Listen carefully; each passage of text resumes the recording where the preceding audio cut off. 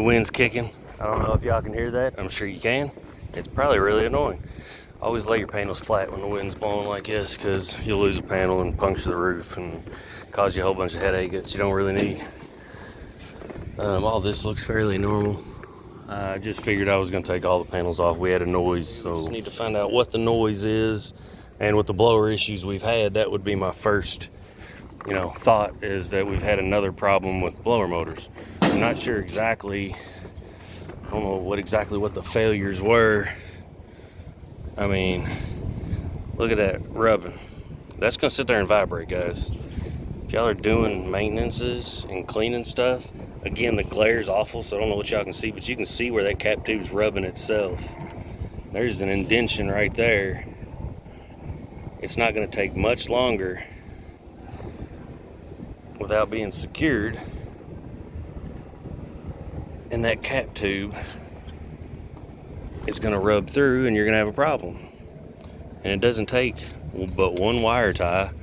If you just wire tied it like that one time, that's not going to vibrate no more. You're not going to rub, you're not going to have problems. I would probably secure it a little better than that, but just hanging there is not good enough. Just like everything else, all your wires coming over here, you got potential rub points. All of those are going to rub. They've already got spots on them. That probably, I don't know if that should have been routed. Look, that should have been routed up top too. And we must be pulling pretty hard, or they did a crappy insulation job. There's insulation right here that is falling down. I mean, the filters are clean. I mean, I would have used a wire tie, but that works. Like, that's better than nothing. Belt's probably overly tight, but it looks like it's worn. I don't know when it was replaced. We do have a spare down here, but it's tight. That didn't sound good. Okay. What was that?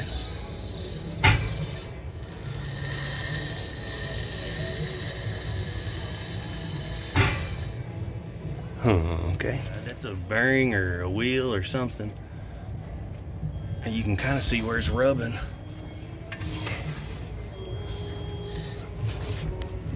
Let's see if I can get in there. Oh shit. Look at that.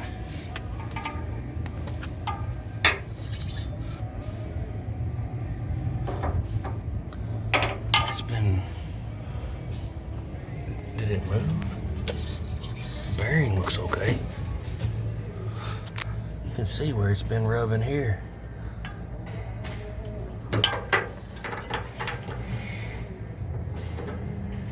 I mean, it's tore all that up.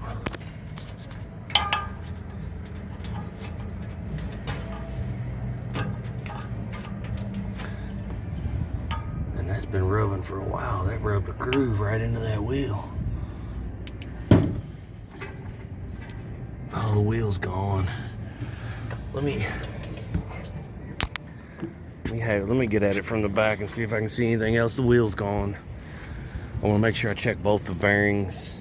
We'll get the belt off and cycle the motor and just make sure the motor runs. Get to the back of it and see if we can see any more damage to that wheel. But that's jacked up. I think it looked like it got out of position and rubbed or something. I mean, I don't have any movement in that bearing. It's like it's in there. I don't know how it would have moved. It doesn't feel like it's close enough to this edge. Unless it's moving. Oh yeah, there you go.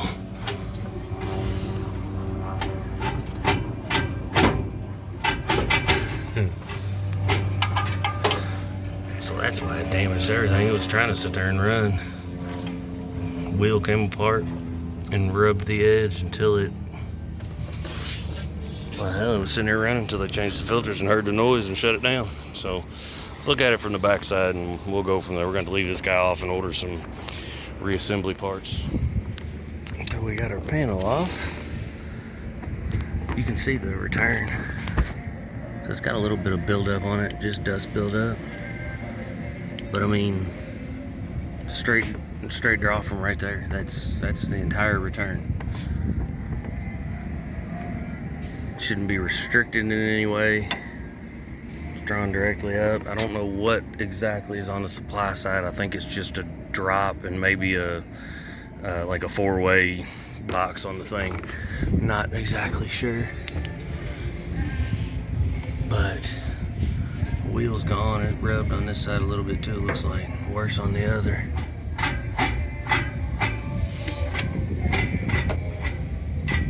We'll make sure the motor's still okay, which I'm sure it is. The pulley feels all right. The idler pulley doesn't have like a whole lot of play. Brought my little spare wrench up here, but y'all don't have to over tighten these things. I had to crawl my ass inside there and like 2 hands grab leverage to get the damn inside nut loose. I mean, snug is snug, guys. Like, don't over tighten. I know it's a hard thing to learn because I over tighten everything too. So, motor sounds okay. Like I said, that didn't really have any play to it. And those bearings are fine. It's all got to be torn apart anyways. The panel's sitting right here. These are things to look for. It doesn't look like it's rubbing, but if it's just the right spot, it will. These are things you need to be catching on PMs because it's gonna become a problem. The same stuff I always scream about. Right here doesn't look like it's really touching, but even if you just get a piece of insulation tape right there on top of that line, that way it doesn't. Low pressure switch wires, and right there it's even the worst.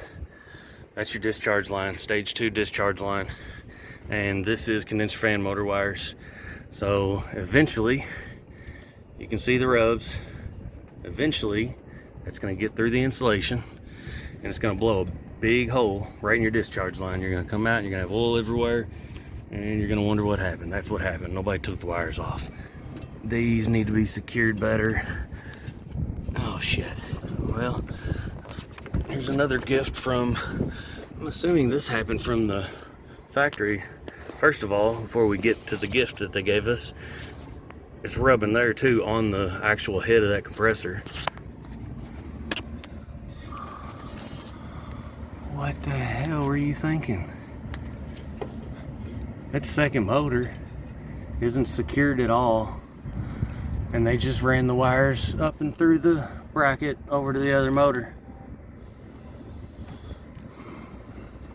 That's not gonna work. That motor's heating up. There's gonna be rub marks all along those wires where it's touching the motor and the bracket. So that needs to come off of there. That's gonna become a problem too. I mean, these aren't real complicated things, guys. If we just got our eyes open and you're looking for this stuff, it's pretty easy to find it. So let's turn the power on, see if the blower runs. Look at that. There goes the blower. That wire there, first of all, you can see the rubs there on the end from where they're rubbing the panel. That wire looks like it's not tight, or has been overheating. We're gonna be careful with that. You got overheating wire right there.